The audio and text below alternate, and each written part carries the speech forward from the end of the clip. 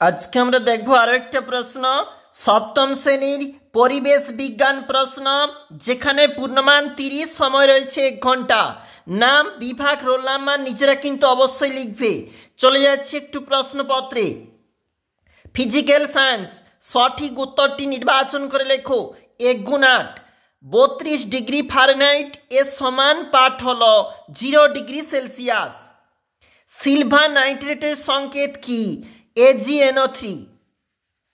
তাপ প্রয়োগে কঠিন পদার্থ তরলে পরিণত হওয়ার যে ঘটনা, উত্তরটা হচ্ছে গলন। ক্যালসিয়াম পরমাণু 2টি ইলেকট্রন বর্জন করলে কিসে পরিণত হবে? Ca2+। চলে যাচ্ছি পরের যে আমাদের পেজ রয়েছে, উত্তরটা হচ্ছে Ca2+। এসআইতে তাপের একক জুল। অ্যালুমিনিয়ামের ধাতু চিহ্ন Al। পদার্থের কঠিন থেকে তরল অবস্থায় পরিণত গলন। বরফ গলনের লিন তাপ 80 ক্যালোরি পার গ্রাম।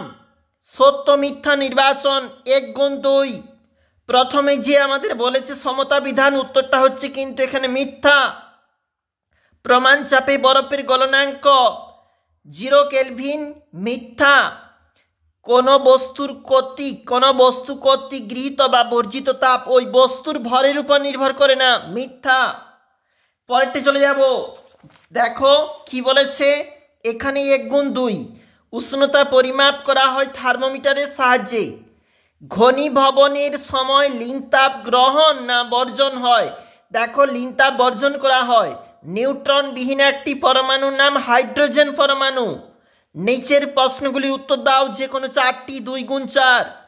বরফ গলনের লিন তাপ 80 ক্যালোরি পার গ্রাম বলতে কি বোঝো?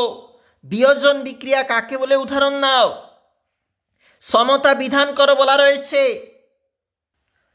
লিখেছি আমরা। দেখো সমতা বিধান যেভাবে হবে তোমরা একটা অবশ্যই দেখবে, আমরা লিখেছি। এরপরে চলে যাব, সোডিয়াম পরমাণুর প্রোটন সংখ্যা নিউট্রন সংখ্যা লিখো। সোডিয়াম পরমাণু যেখানে প্রোটন সংখ্যা 11 এবং নিউট্রন সংখ্যা 12। গ্রীষ্মকালে মাটির কলসির জল ঠান্ডা থাকে কেন? এছাড়াও প্রশ্ন লাইফ সায়েন্সে 1 গুণ 3। সঠিক উত্তর নির্বাচন। অস্থি সন্ধিতে থাকে পিচ্ছিল রস। রক্তে কোন খাদ্য উপাদানের পরিমাণ বেড়ে গেলে মধুমেহ রোগ হয়? শর্করার পরিমাণ বেড়ে গেলে মধুমেহ রোগ হয়। এটা আমাদের পরবর্তী পেজ। দেখো কাটা জায়গা দিয়ে রক্ত বেরোতে শুরু করলে রক্তকে জমাট বাঁধতে সাহায্য করে ক্যালসিয়াম। অক্সিজেন পরিবহন করা যে মৌলের কাজ, সেটি হলো আয়রন। 2 কথায় লেখো, উদ্ভিদ রাসায়নিক ক্যারোটিনয়েডস 2টি কাজ। ভিটামিন এর অভাবে কি রোগ হয়? রাতকানা রোগ হয়। শূন্যস্থান পূরণ করো। 1 গুণ 3।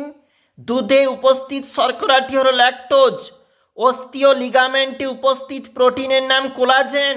খাদ্যতন্তু এক ধরনের সেলুলোজ বা প্যাকটিন জাতীয় কার্বোহাইড্রেট। যে কোনো একটি প্রশ্নের উত্তর দাও। 2 নাম্বার, প্রদত্ত সমস্যাগুলি কোন কোন ভিটামিনের সঙ্গে সম্পর্কিত? মুখে ও জিভে ঘা, ক্ষতস্থানে রক্ত জমাট না বাঁধা। স্থূলত্বের কারণ কি? এর ফলে কি কি সমস্যা হতে পারে? অবশ্যই দেখবে পরীক্ষার জন্য যা গুরুত্বপূর্ণ।